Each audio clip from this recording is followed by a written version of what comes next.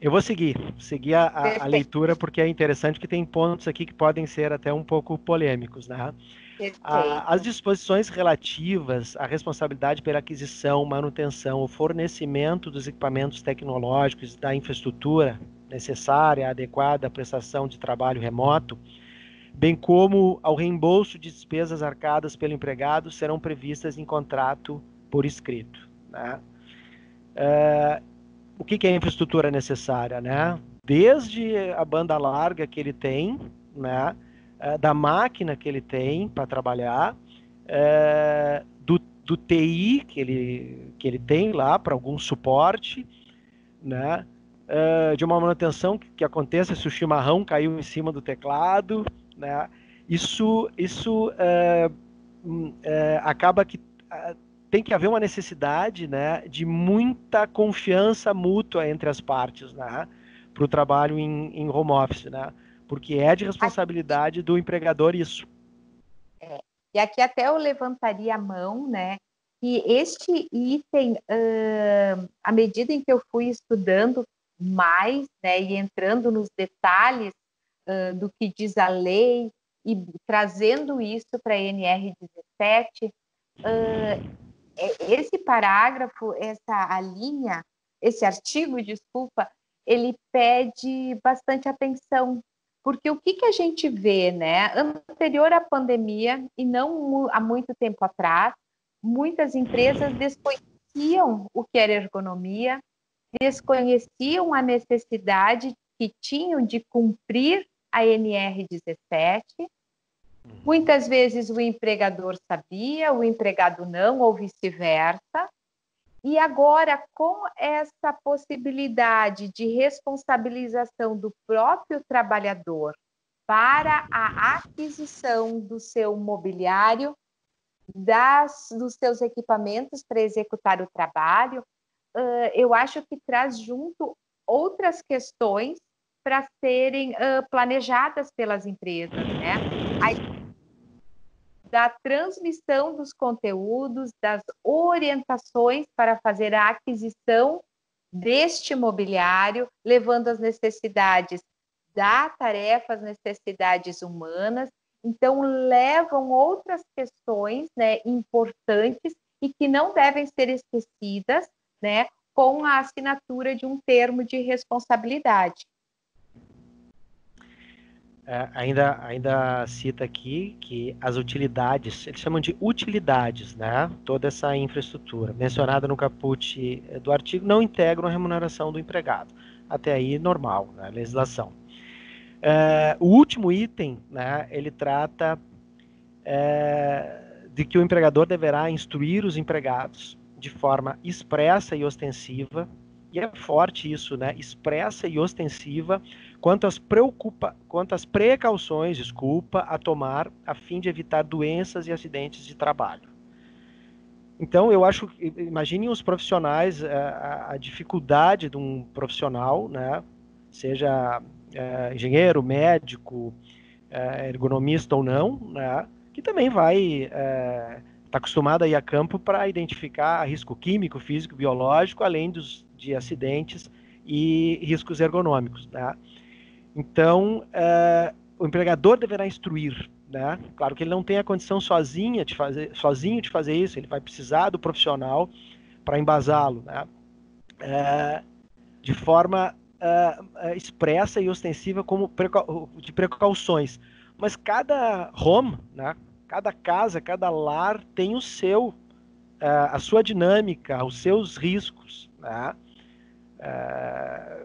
Esse profissional ele vai ter que pegar uma média, né? Ele vai ter que fazer uma amostragem, ir em algumas casas, ele tem que ter autorização para ter acesso, se ele quiser fazer um trabalho de campo mais ostensivo, né? Para ajudar o empregador com a sua informação técnica, né? E é difícil, né, doutor? É, e tu sabes que, lembrando o que nós já conversamos, eu acho que foi na semana passada, a este ponto surge a necessidade e a grande importância das empresas se assessorarem com profissionais específicos da área da saúde, da segurança. E até, se me permite, eu tenho aqui um material, né, que ele vem ao encontro, que é um material que nós estamos elaborando, que ele se aplica perfeitamente para esta demanda de saúde e segurança em home office, e que também é possível ser feito de maneira virtual. Então, Sim. assim, uma empresa de assessoria como a tua ou como a minha teria esse suporte a oferecer para as empresas, considerando o quê, né? O que a gente tem para oferecer? Seria a inspeção prévia para averiguação da condição de teletrabalho, e, nesse caso, de oferecer essa inspeção também de maneira à distância, né, com o uso de tecnologias de informação, elaborar as diretrizes para a aquisição de mobiliário ergonômico e equipamentos para o posto de trabalho. Este é um ponto extremamente importante, independente se a aquisição vai ser pelo empregador ou pelo empregado. Com reembolso Também, posterior, por exemplo. perfeito. A parte também de construção do projeto da organização do trabalho, como é que a gente vai conseguir auxiliar no gerenciamento do tempo, a adaptação, a concessão da autonomia. Então, fazer também o planejamento não só para essas questões mais físicas, objetivas, mas as outras que têm um impacto importante para a carga psíquica e para a carga cognitiva. Deixa eu ver o que mais. Aqui entra, já que nós estamos, né, home office, a questão mais virtual, a elaboração, quem sabe, de manuais, de vídeos, ou uma assessoria ou uma visita, daí eu volto com a questão dos programas, né, de meditação, de respiração, que possa manter o vínculo, né, para ser como um mediador do contato e da estabilização, né, do trabalhador. Estou aqui pensando alto, mas eu acredito nisso, né? Que é possível ter também programas adaptados às características da empresa e que atendam perfeitamente essas necessidades de home office. Bom, então, mesmo com todas essas dificuldades de lei, né, de norma, a senhora entende que teletrabalho é uma tendência? Concordo. Uma tendência que veio para ficar. Ao final ainda, que é o último item da legislação, num parágrafo único, o empregado deverá assinar um termo de responsabilidade comprometendo-se a seguir as instruções fornecidas pelo empregador.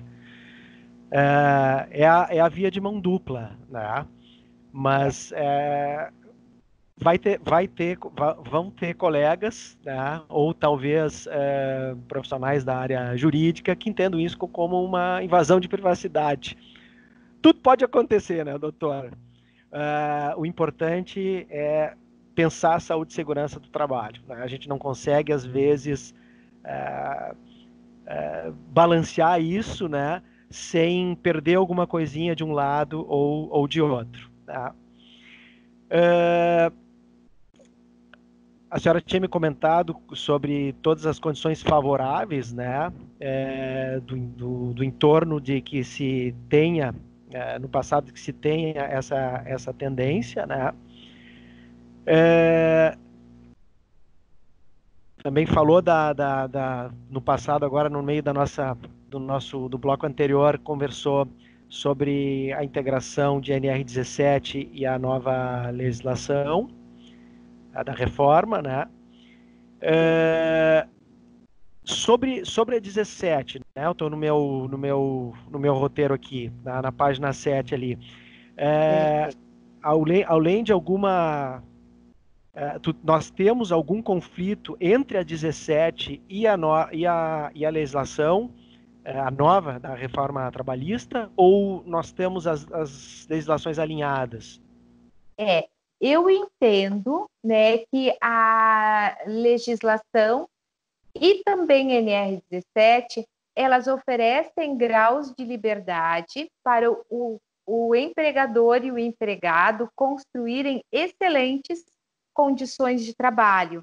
Eu acho que talvez o que vai facilitar é o entendimento e a importância de um profissional para fazer a acomodação das diretrizes ergonômicas, né, Sim. dentro da legislação, mas completamente compatíveis, né, e da forma como elas forem utilizadas também, né, vai da cultura da empresa, do entendimento da empresa também fazer a condução e a implantação da lei e da NR. Eu tenho que perguntar, né? Não sei, a senhora já me falou que eu já dei uma saia justa na senhora, mas acidente de trabalho, doutora, e a gente tem ali, tinha essa perguntinha programada aqui. Como é que vai tratar a lei sobre um acidente de trabalho em home office? O que Pois a senhora é. acha? Ele é complexo, mas ele deve ser previsto, né? Porque os Eu vou, de- acidentes acontecem, eu vou né? deixar para o próximo bloco, a gente fala mais a respeito, então. Ok? Perfeito, perfeito.